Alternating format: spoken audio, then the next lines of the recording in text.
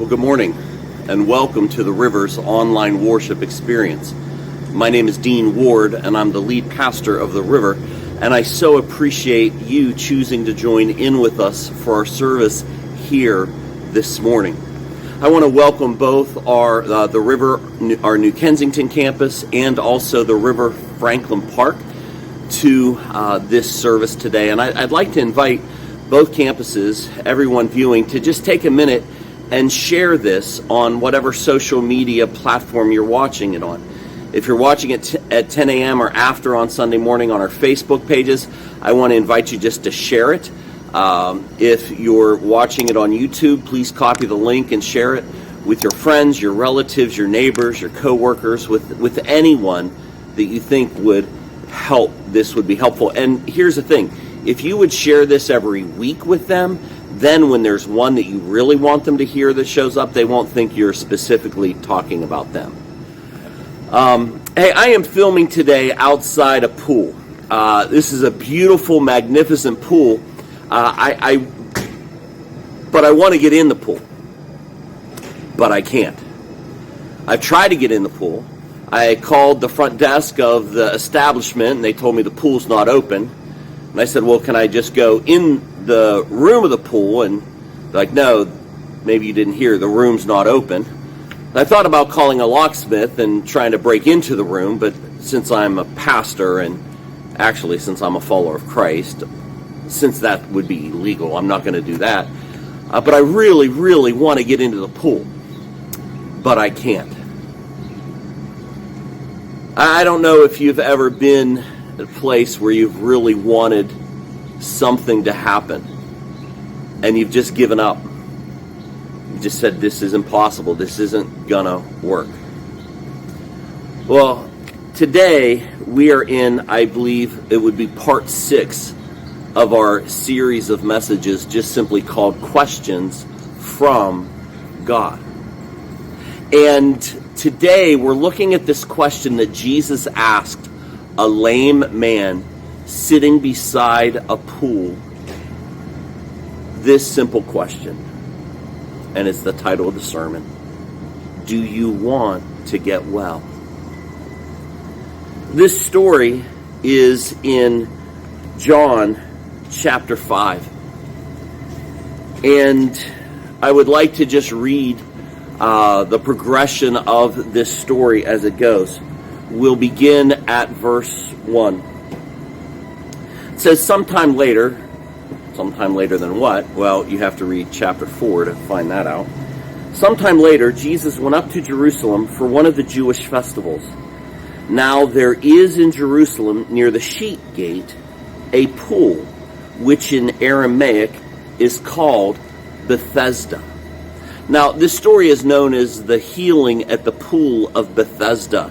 And I love that name, Bethesda, that word Bethesda. I've often wondered about it because Walter Reed Naval Hospital is often referred to as the Bethesda Naval Hospital, and because it's in Bethesda, Maryland. But this word Bethesda, it means house of mercy or house of grace. And definitely mercy and grace shows up here today at this pool. And which this pool is surrounded by 5 covered colonnades.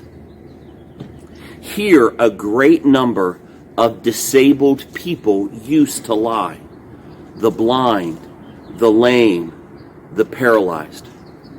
Now you'll notice on the screen that verse 4 doesn't really appear.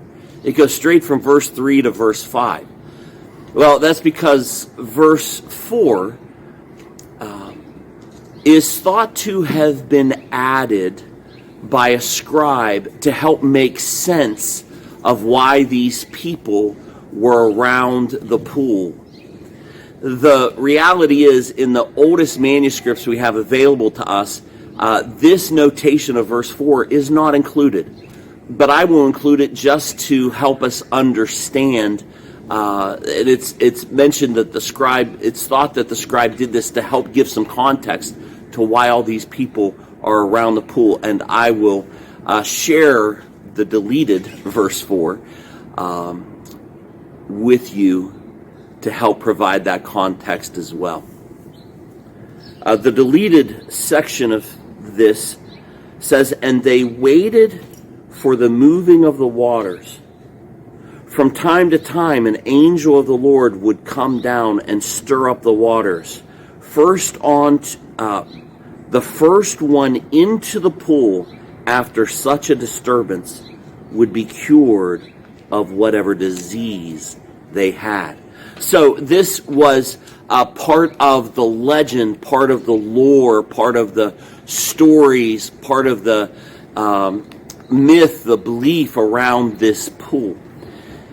And the scribe added this descriptive phrase, this statement in here to help us understand. Because if you would just go from verse 3 to verse 5, it would be a little confusing. But I'm sorry, I got us a little lost in the weeds there, but wanted to give you a little context.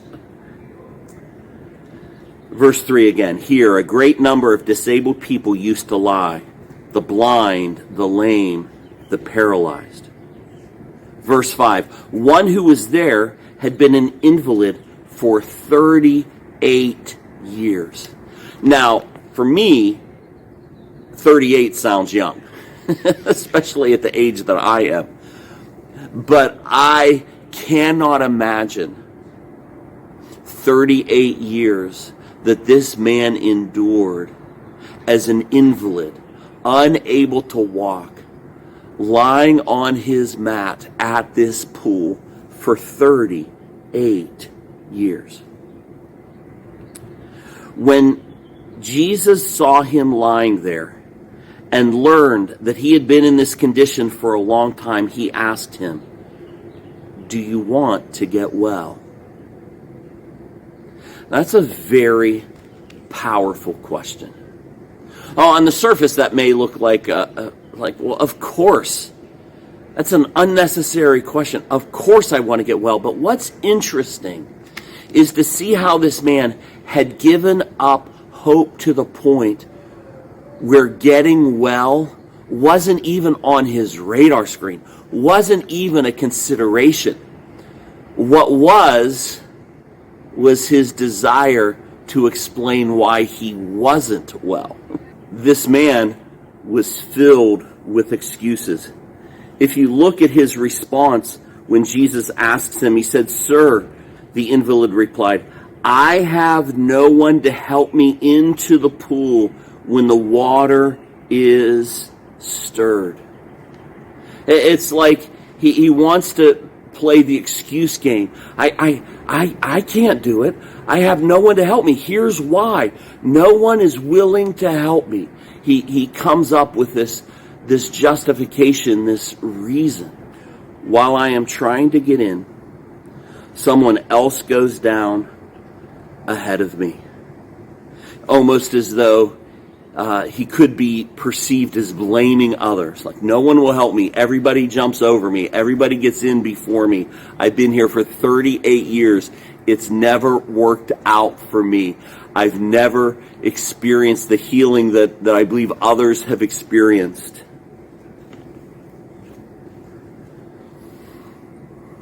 In some way, he was sitting there just waiting for some magical fix from these healing waters. And they brought him no healing. I don't know about you, but is there anywhere in your life that you have been waiting for healing?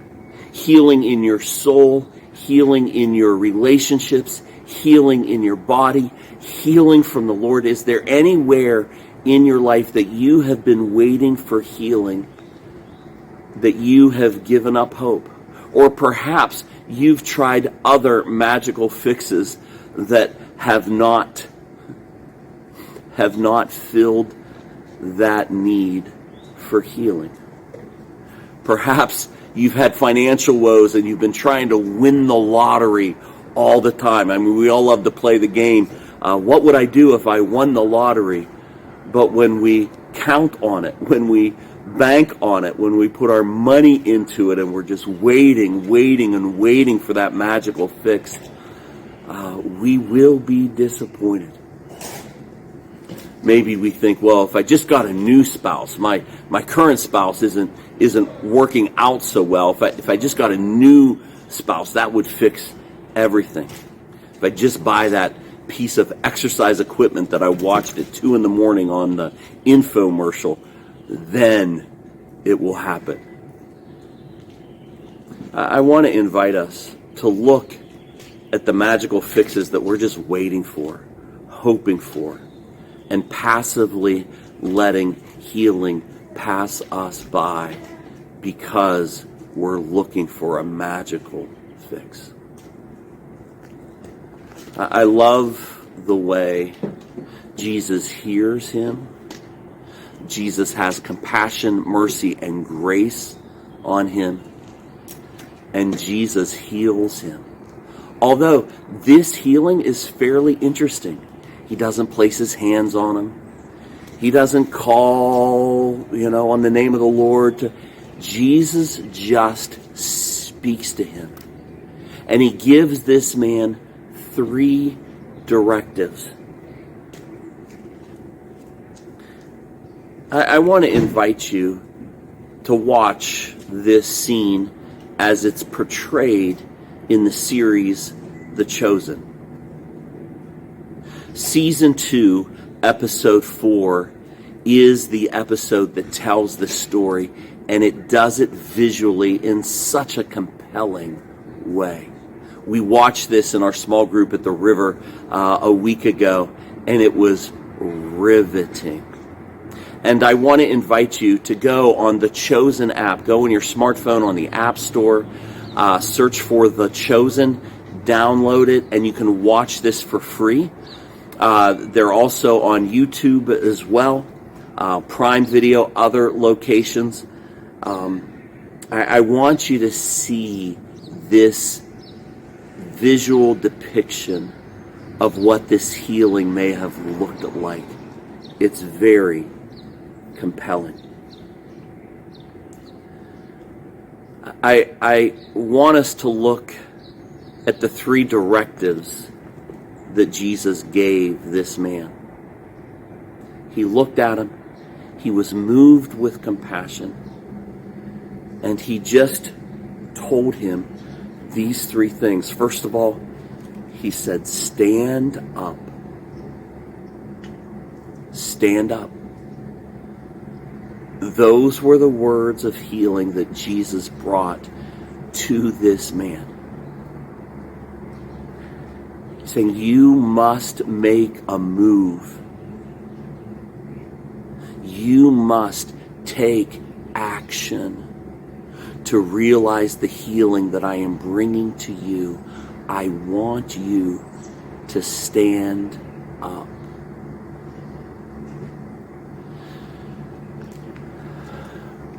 Where in your life have you been making excuses where you need God's healing? Where in your life have you been negligent in taking those steps of action to experience the healing that the Lord has available for you? I wasn't planning on telling this, but 32 years ago, I was in a pretty dark place. Actually, 31 years ago, I was in a pretty dark place. I just had my heart broken on Valentine's Day, and I knew that I was a mess emotionally. My pastor at the time, Steve Childs, and I were driving around a little before this, and he said, Dean, I'm really worried about you. And I knew that I had a tendency in the relationships that I was in to become addicted to the person that I was in. I was codependent and addicted, and I had to be around them or I was not well. I was in my early 20s, and after that heartbreak, I'm like, I got to do something. So I was told by a counselor of a class at the local community college called Addictive Relationships. So I enrolled in this class, and for 6 or 8 weeks, I went twice a week or once a week. I can't even remember now how frequently it was. And just did some real hard looking about why is it that I am not well unless I am in a relationship with a girl? Well, why is it that I am not well if when I am in a relationship with a girl, I'm not okay not to be with her and to be alone? Why is that? And it was not all that fun, but it was hopeful because I took action. I took a step. I moved forward, and I did experience healing in my life regarding this in notable, significant ways. How about you? Where in your life do you need healing? Perhaps you need to go see a doctor. Perhaps you've never gone to a doctor. I was sharing a meal with a friend this week that said, I was a long time, never went to a doctor in my life. Finally went, and he said, well, you got this issue and this issue and this issue. And he's been working on those issues for over a year, and he's doing much better. How about you? Perhaps you need to go to a chiropractor and get some healing that way. Perhaps you need to come to church and experience healing for your soul. Perhaps you need to move in a relationship in a way. Perhaps you need to go to a counselor. I think most of you may know, but maybe not. Grace Wellness Center is a counseling center that partners with both the River New Kensington and the River Franklin Park. And they offer counseling services at both of our campuses. And I know many people who have and are experiencing healing in their lives because they decided to take action and seek help. So I want to invite you to take action. I want to invite you to move toward healing that the Lord has for you by no longer just passively waiting. I love the way Jesus instructed this man to stand up. The second thing that Jesus instructed him to do was to take your mat. He instructed him to take your mat. Now, why is this significant? Well, his mat was probably pretty nasty and didn't need to be laying around the pool, although I don't think Jesus was really concerned that the pool might end up looking like the day after a Kenny Chesney concert somewhere. I don't think it was just for that reason. But this mat, this was his story. For 38 years, this was his story. And it's fascinating when you realize that for 38 years, his mat carried him. And now Jesus was telling him to carry his mat, to own his story.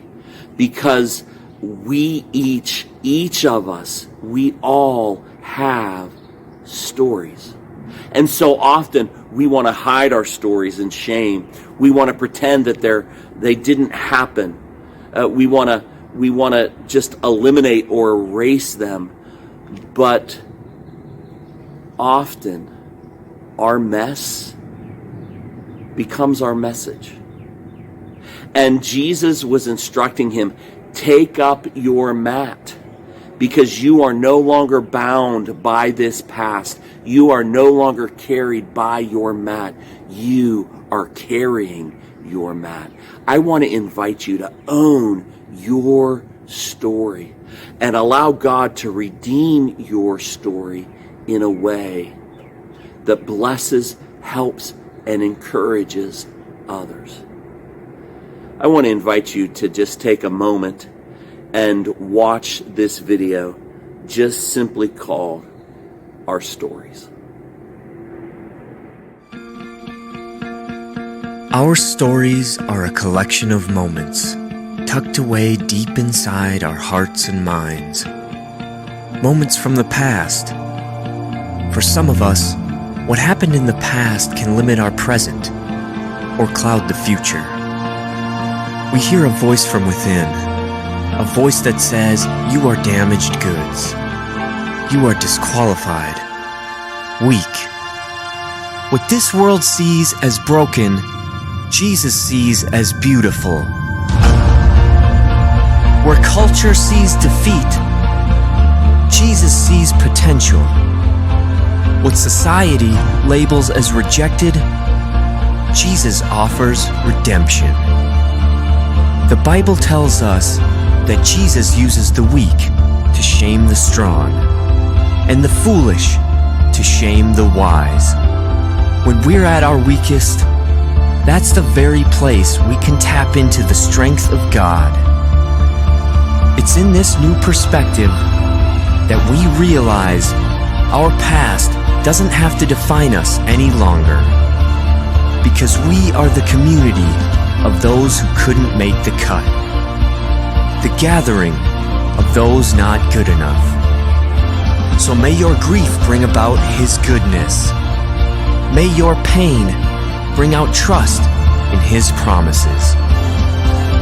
The past that brought us shame can find renewal in one name: Jesus.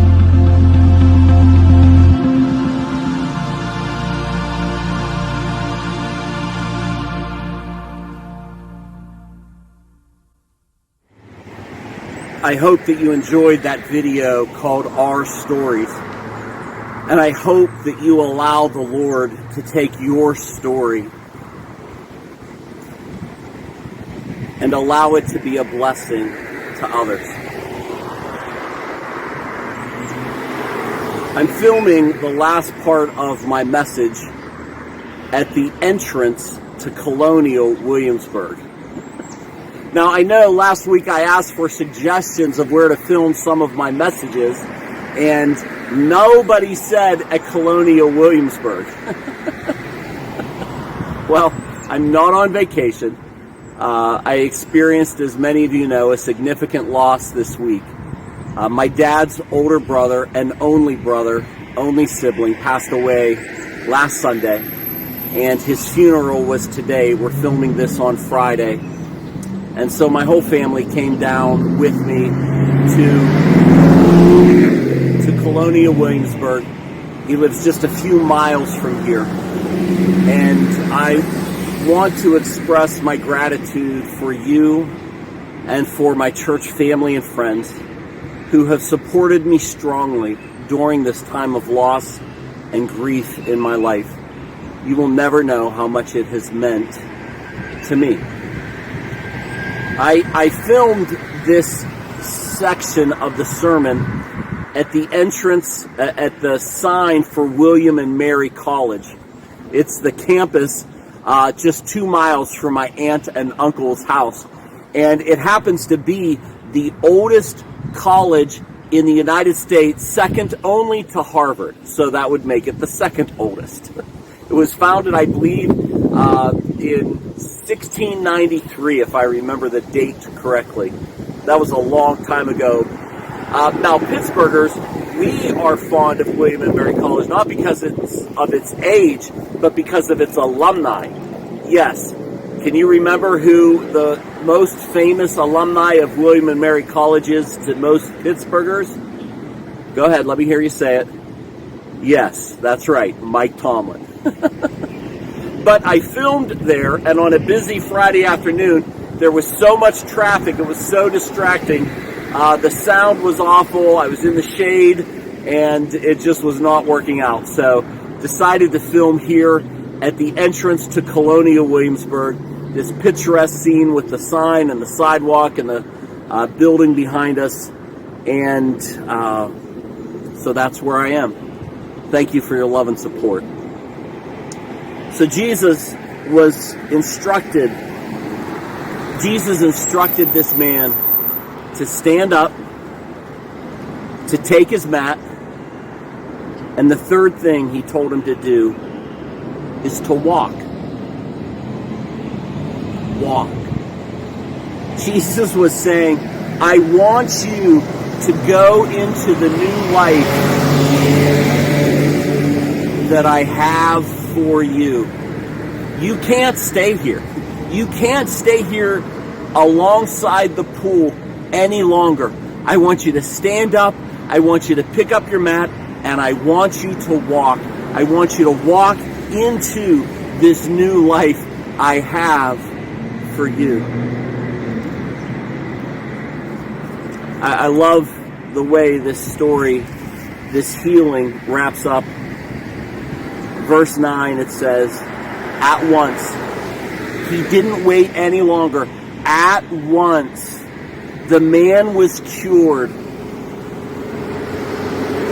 He picked up his mat and walked.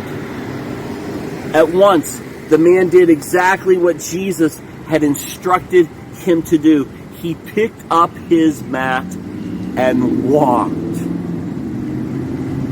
Sometimes we're reluctant to leave what's familiar. No matter how bad it is, no matter how damaging it is, no matter how toxic or unhealthy it is, at least it's familiar. And this man had spent 38 years laying by this pool in Bethesda. But don't let our hesitancy to leave what is familiar to keep us from exploring this abundant life that God has for us. Well, what if the man had said, thanks for the healing, Jesus. Now I can jump up and run into the pool faster than anyone else. But he stayed at the same place. What if he said, thank you, Jesus, but I'm good. I'm now going to just walk over and get a lawn chair and hang out by the pool for the rest of my days. This man was filled with new life and healing because of Jesus Christ, and he took advantage of that. Immediately, he got up, he picked up his mat, and he walked.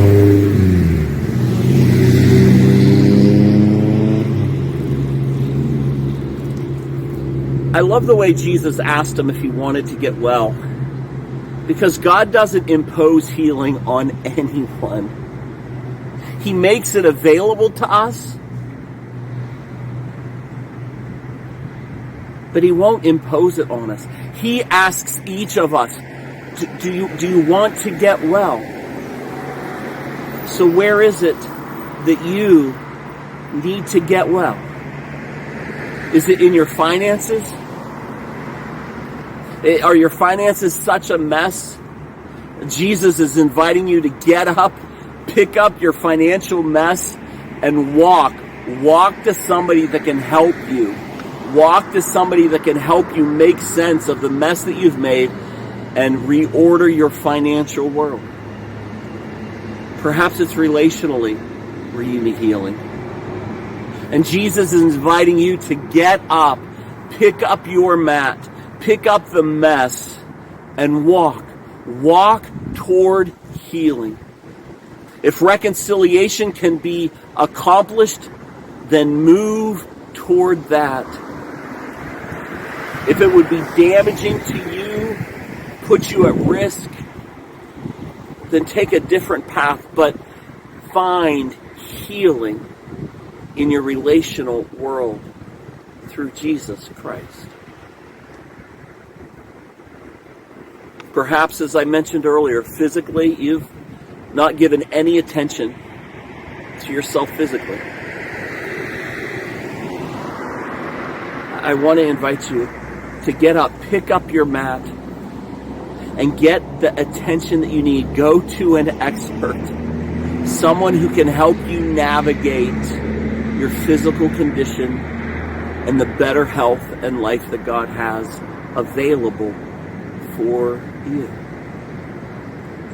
Perhaps you haven't been to church in years or decades. Maybe you've gotten just real sloppy with assembling together.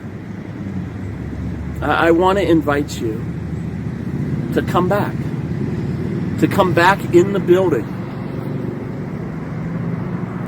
And I invite you to this because it's good for our souls.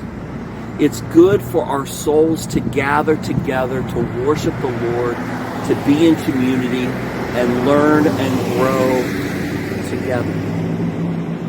Now perhaps you're saying, I'm beyond that. I'm a lost cause. My faith is a mess. I'm sure God has given up on me because I've given up on myself. Well, just note, in this story, we have no account of the spiritual condition of this man. We don't know if he had faith or not. It's not obvious one way or another. But notice Jesus didn't come to him and said, fix your faith. He didn't come to him and say, I'm the Son of God. Accept me into your life. That wasn't his first move. He brought healing to someone who we have no idea may have had little or no faith whatsoever. So please, don't make an excuse for yourself that you're too bad, too unworthy, too much of a mess. You are the one that Christ came for.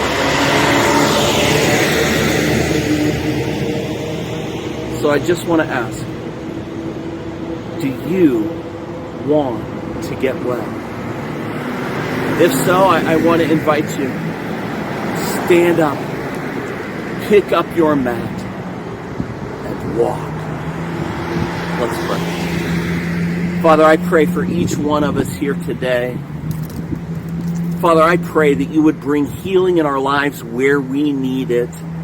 And I pray, Lord, that we would follow your calling, prompting, leading, to not just passively wait, but to actively pursue healing in and through you. And may we courageously move in to what is not familiar, but what is good. We pray in your name. Amen.